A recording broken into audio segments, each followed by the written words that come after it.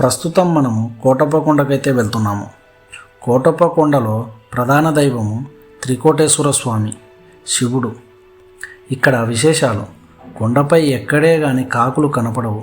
శాపం వలన ఇక్కడ ప్రపంచ ప్రఖ్యాతిగాంచినటువంటిది ప్రభలు. వీటి గురించి ఈ వీడియోలో పూర్తిగా తెలుసుకుందాం. ఈ కొండ అసలు పేరు కొండకవూరు, కానీ అది కోటప్ప కొండ లేదా త్రికూట పర్వతంగా ప్రసిద్ధి చెందింది. ఈ కొండను ఏ దిక్కు నుండి చూసినా 3 శిఖరాలుగా కనిపిస్తుంది. అందుకే దీనిని త్రికుటాచలం అని కూడా పిలుస్తారు. ఈ 3 శిఖరాలను త్రిమూర్తుల స్వరూపాలని భక్తుల విశ్వాసం. ఈ శిఖరాలను 3 పేర్లతో పిలుస్తారు. 1 బ్రహ్మశిఖరం, 2 విష్ణు శిఖరం, 3 రుద్రశిఖరం. ఈ 3 శిఖరాలకు ఒక్కొక్క ప్రత్యేకత ఉంది. అందులో మొదటిది బ్రహ్మశిఖరం. ప్రధాన ఆలయమైనటువంటి త్రికోటేశ్వర స్వామి దేవాలయం ఈ బ్రహ్మశిఖరం పైనే ఉంది. రెండవది విష్ణు శిఖరం. విష్ణు శిఖరం పైన పాపనాశేశ్వర ఆలయం ఉంది. మూడవది రుద్రశిఖరం. ఇక్కడ పాత కోటప్ప కొండ ఆలయం ఉంది. కోటప్ప కొండపైకి వెళ్లే మార్గంలో పక్షుల ప్రదర్శనశాల, దాని ఎదురుగా కాలింది అనే బోటింగ్ చేయడానికి ఒక ప్రదేశం ఉంది. నేను వచ్చిన సమయంలో ఏరియాని క్లీనింగ్లో ఉంచారు. ఇక్కడ శేషనాగుపై కృష్ణుడిని చూడవచ్చు. ఈ కోటప్ప కొండను ఒక ప్రముఖ పర్యాటక మరియు ఆధ్యాత్మిక కేంద్రంగా తీర్చిదిద్దడంలో మాజీ శాసనసభ్యులు, స్పీకర్గా పనిచేసిన స్వర్గీయులు డాక్టర్ కోడెల శివప్రసాదరావు గారు కీలక పాత్ర పోషించారండి. కోడెల శివప్రసాదరావు గారు హయాంలోనే కొండపైకి ఘాట్ రోడ్డు నిర్మించడం జరిగింది. దీనితో పాటు భక్తులను ఆకర్షించే విధంగా కొండపై భారీ వినాయకుని విగ్రహము, అలాగే బ్రహ్మ, లక్ష్మీనారాయణులు మరియు ముగ్గురమ్మలు, లక్ష్మీదేవి, సరస్వతీదేవి, పార్వతీదేవుల విగ్రహాలను ఏర్పాటు చేయించడం జరిగింది. ఈ కొండపైకి వెళ్తుంటే ఈ కొండ చాలా అందంగా కనిపిస్తుంది. ప్రకృతి ప్రేమికులు ప్రకృతి అందాలను చూసి గొప్పగా ఆనందంగా ఫీల్ అవుతారు. కోటప్ప కొండపై చెత్తా చెదారము అసలు కనిపించదు. గుడి చాలా అద్భుతంగా మెయింటైన్ చేస్తున్నారండి. పారిశుద్ధ కార్మికులను ఈ విషయంలో అభినందించక తప్పదు. కాకపోతే ఈ కొండపై కోతులు చాలా ఎక్కువగా ఉన్నాయి. వాటితో భక్తులు కొంచెం జాగ్రత్తగా ఉండాలి. కోటప్ప కొండపై ఉన్న ఈ భారీ వినాయకుని విగ్రహం ఎత్తు సుమారు 22 అడుగులు. కొండపై వెళ్లే దారిలోనే ఘాట్ రోడ్డు ప్రారంభంలోనే ఈ వినాయకుని విగ్రహము భక్తులకు దర్శనమిస్తుంది. ఈ విగ్రహము రాతి విగ్రహం అయితే కాదు, కానీ చాలా ఎత్తైన, ఆకర్షణీయమైనది కావడంతో భక్తులను విశేషంగా ఆకట్టుకుంది. ఈ విగ్రహం వద్ద సెల్ఫీలు దిగడానికి, కొద్దిసేపు విశ్రాంతి తీసుకోవటానికి భక్తులు ఆసక్తి చూపుతూ ఉంటారు. ఇక్కడి నుండి చుట్టుపక్కల ప్రకృతి అందాలు చాలా బాగా కనిపిస్తూ ఉంటాయి. కోటప్ప కొండపై ఉన్న శ్రీ మేధా దక్షిణామూర్తి విగ్రహము, ఈ విగ్రహం ఎత్తు 36 అడుగులు. ఈ భారీ విగ్రహం సిమెంటు, కాంక్రీటుతో అత్యంత సుందరంగా రూపొందించారు. ఈ విగ్రహం భక్తులకు కనువిందుగా చేస్తుంది.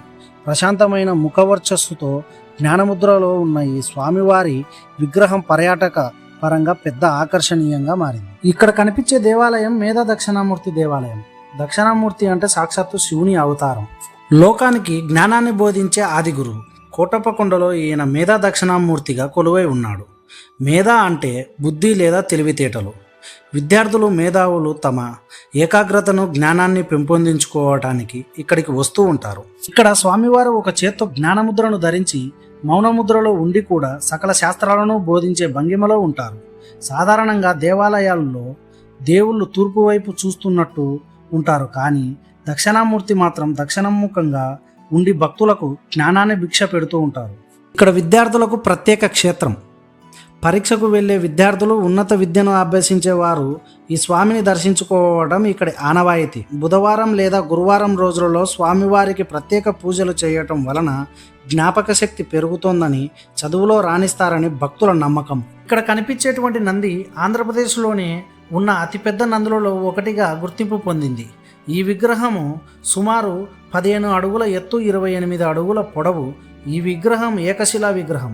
నంది మెడలో గంట మరియు ఆభరణాలు మరియు దాని గంభీరమైనటువంటి భంగిమ చూస్తూ ఉంటే జీవం ఉన్న నందిలా కనిపిస్తూ ఉంది. కోటప్ప కొండ వెళ్ళే భక్తులు మొదట దర్శించుకునేది ఈ భారీ నందినే. శివుని వాహనమైనటువంటి నంది పరమశివుని నిరంతరం ధ్యానిస్తున్నట్లుగా విగ్రహాన్ని ప్రతిష్ఠించారు.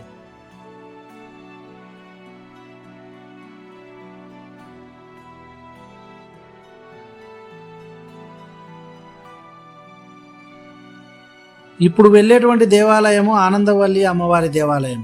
ఈవిడను గొల్లబామ అని కూడా అంటారు. ప్రసిద్ధ పురాణం ప్రకారం గొల్లబామ ఆనందవల్లి అమ్మవారి గురించి చెబుతుంది. ఆమె తీవ్రమైనటువంటి తపస్సు చేసి శివుని సంతోషపెట్టినటువంటి భక్తురాలట. ఆనందవల్లి అమ్మవారి కోరిక మేరకు ఈ కొండపై కాకులు వాలవట.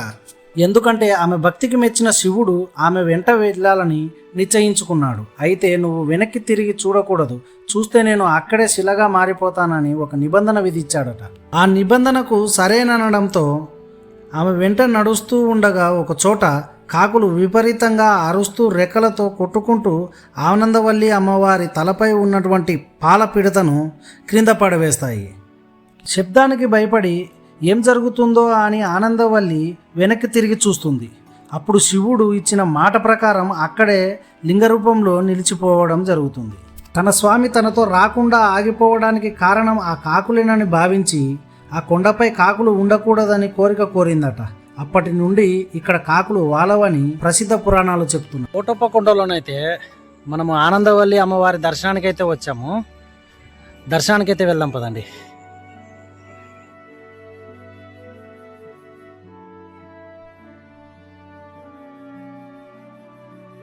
ఇక్కడ కనిపించేటువంటి పంచముఖి లింగం పానివట్టంపై శివలింగం సుమారు 12 అడుగులకు పైనే ఉంటుంది. ప్రధాన దేవాలయానికి ఎదురుగా అత్యంత సుందరంగా దర్శనమిస్తుంది. కోటప్ప కొండ అనగానే మనకు గుర్తుకొచ్చేటువంటిది మహాశివరాత్రి నాడు జరిగేటువంటి వేడుకలు. కోటప్ప కొండలో ప్రబల ఉత్సవం ప్రపంచ ప్రఖ్యాతిగాంచినటువంటి అతి గొప్ప క్షేత్రం ఈ కోటప్ప కొండ క్షేత్రం. కోటప్ప కొండ క్షేత్రం చుట్టుపక్కల గ్రామ ప్రజలు సుమారు 60 నుండి 100 అడుగుల ఎత్తు ఉన్నటువంటి వెదురు బద్దలతో మరియు కట్టెలతో చేసినటువంటి ప్రభలను రంగురంగుల దీపకాంతులతో అలంకరించుకొని కోటప్ప కొండ చేరుకుంటారు. పూర్వం ఎడ్ల బండ్లపై ప్రస్తుత కాల ప్రకారం ట్రాక్టర్లతో కోటప్ప కొండ చేరుకొని భక్తులు మొక్కులను తీర్చుకోవటం జరుగుతుంది. ఈ ప్రబల సంస్కృతి విజయనగర రాజుల కాలం నుండి కొనసాగుతుందని చరిత్రకారులు చెబుతున్నారు. కోటప్ప కొండ కేవలం ఆధ్యాత్మిక కేంద్రమే కాదు, అద్భుతమైన ప్రకృతి సౌందర్యానికి నిలయం.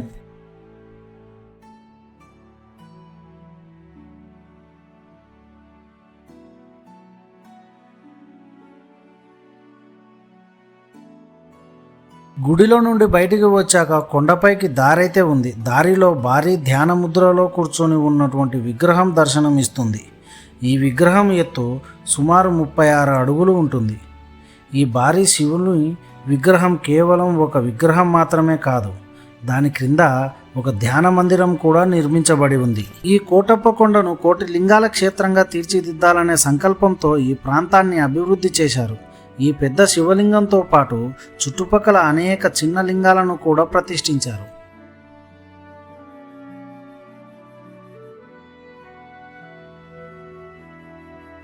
కోటప్ప కొండలో స్వామివారి దర్శనం అయితే చాలా అద్భుతంగా అయితే జరిగిందండి. ఐ హోప్ నా ఈ వీడియో నచ్చిందనే అనుకుంటున్నాను. మళ్ళీ సరికొత్త వీడియోతో మీ ముందుకు వస్తాను. అంతవరకు జై శ్రీరామ్.